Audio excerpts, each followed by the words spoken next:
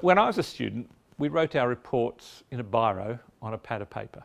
When I graduated, we wrote our reports with a biro on a pad of paper, then gave it to a secretary who typed it.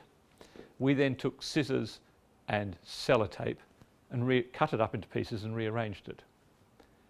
That sounds unbelievably ancient. But what I've seen, in that, having gone from biro and pad to word processor and PDF, is I'm not doing anything different at all. Perhaps I'm more relaxed about which order the sentences will go in because I can move them, but each sentence still needs the same structure. The sections still have the same purpose. The graphs still need to have the axes labelled.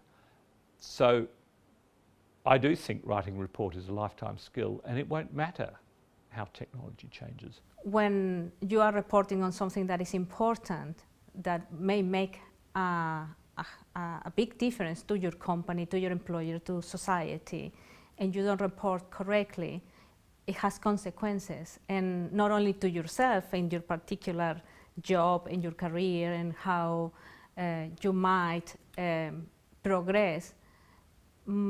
Sometimes, more importantly, it has a huge impact on people's lives. Many years ago, there was a tragic event on the railways, and the report that came from that, one of the best that I've ever read, was a combination of engineers giving the technical aspects of what had gone wrong, and then that being absorbed into a report that then was written by a QC that actually did get published by government. And it's led to the industry today even using that report today to benefit the way in which they write the standards for report writing, and how the actual industry tackles in the railway itself, doing installation and testing of the systems that keep the railway safe. Having the ability to write a good technical report is vital, not only to delivering a job, but actually to securing a job in the first place. In the work that I do, being able to produce high quality work is so important that is something that all people through the recruitment process are tested on. If they aren't able to deliver the basics, then they probably won't get an interview, or they certainly wouldn't be appointed. So in order to secure a position at a company you want to work at, you need to make sure that you can write well. Writing good reports is key in any organisation, especially with people or anyone who want to move ahead in their career.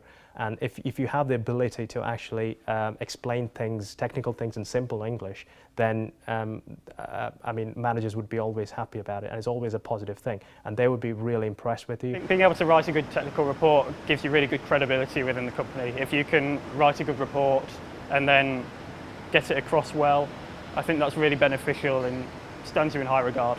And a key part of getting your chartership in engineering, which is the next big step after you graduate, is being able to communicate effectively. This is a great way of capturing that and saying, look, here's a report I've written, it shows I can communicate well.